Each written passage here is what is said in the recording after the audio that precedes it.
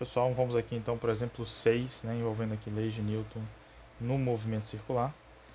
Esse é um exemplo clássico para esse tipo de contexto, que é o globo da morte, né? Então, qual que é a ideia aqui?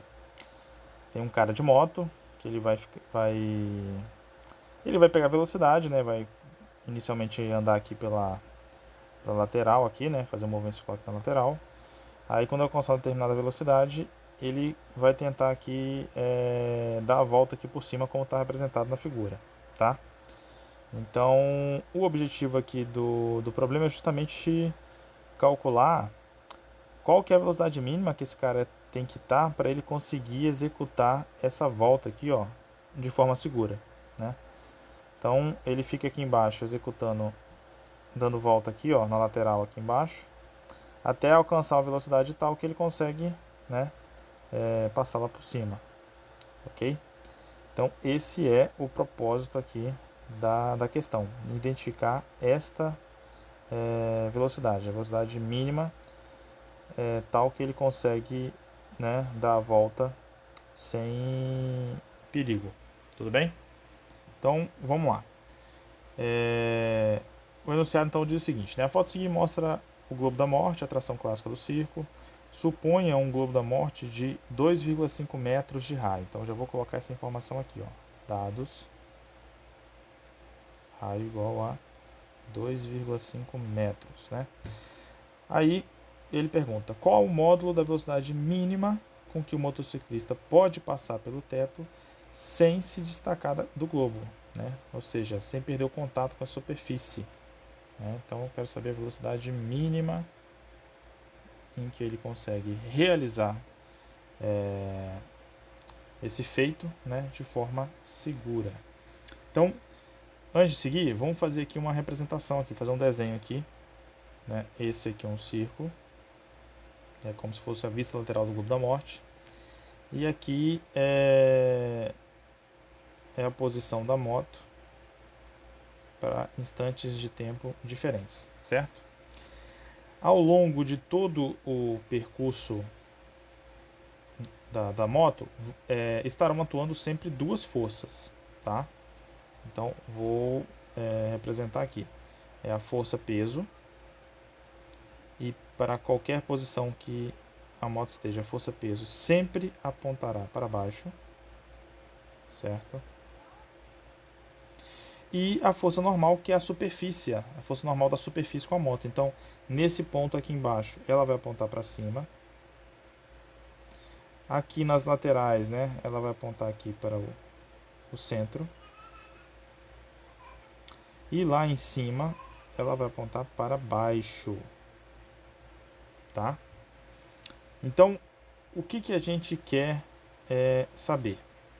Né? A velocidade mínima. A gente sabe, então, como ele executa o movimento circular, deve existir uma resultante centrípeta que gera uma aceleração centrípeta que, por sua vez, é responsável por mudar a orientação da velocidade, correto? Então, essa resultante centrípeta, ela vai ser diferente dependendo do ponto que você está analisando. Por exemplo, se você coloca aqui embaixo, nesse ponto aqui, eu vou chamar aqui de ponto A, se você bota nesse ponto A, minha resultante centrípeta seria força normal menos peso, né? Aqui no caso do movimento circular, a nomenclatura é o seguinte: o que aponta para dentro do círculo é positivo, o que aponta para fora é negativo, tá? Então por isso seria força normal menos peso. Então no ponto A, força normal menos peso seria igual a massa vezes velocidade ao quadrado sobre R, tá? No ponto B e vou colocar aqui ponto D, só a força normal seria a força centrípeta, seria a resultante centrípeta, tá? Já no ponto C seria a força normal mais peso. Tudo bem? Beleza? Então, o que eu vou fazer? Eu vou analisar o ponto C. Porque o que me interessa é saber a velocidade na qual ele consegue passar, né, pelo teto sem perder o contato. Ou seja, no limite dele perder contato com a superfície. Certo? Então, aplicando aqui, né, a equação da resultante centrípeta, né, então eu vou ter aqui força centrípeta, ou resultante centrípeta, né, que eu prefiro chamar, é mv ao quadrado sobre r, tá? No ponto C, eu vou ter que essa força centrípeta vai ser então a força normal, Deixa eu colocar aqui outra caneta. Vai ser aqui a força normal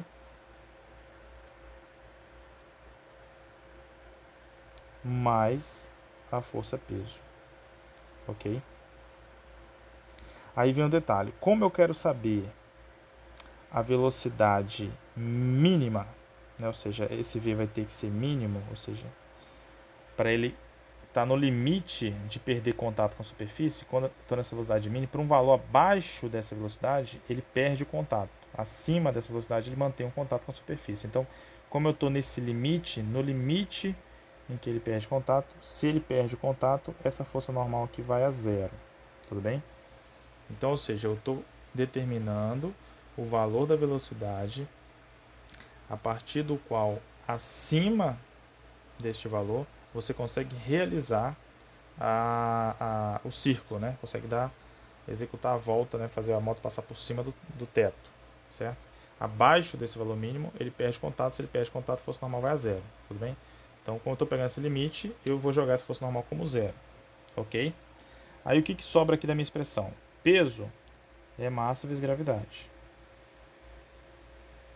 Então, isso vai ser igual a massa vezes velocidade mínima ao quadrado dividido pelo raio. Daqui a gente verifica então que as massas simplificam. E aí a gente consegue concluir, portanto, que a velocidade mínima ela é a raiz quadrada da gravidade vezes o raio. Então, essa expressão, verifique que ela fica em função do raio, ou seja, para um dado tamanho de globo da morte, para um dado raio de globo da morte, você consegue saber qual que é a velocidade mínima que a moto tem que ter para ele conseguir executar com perfeição o círculo, né? Fazer a moto passar pelo teto, né? De forma segura, né? Então, essa expressão generaliza o resultado para qualquer globo da morte e essa velocidade mínima é dependente do raio desse globo da morte. Com base nos dados que a gente tem no problema, o raio é 2,5, então vamos fazer essa conta. A velocidade mínima, então para este globo da morte seria então gravidade 10, raio 2,5, 25. Isso ia me dar uma velocidade mínima então de 5 metros por segundo, tá? Convertendo isso para km por hora, eu teria que multiplicar então 5 vezes 3,6. Isso aí dá uma velocidade mínima de 18 km por hora. Ok?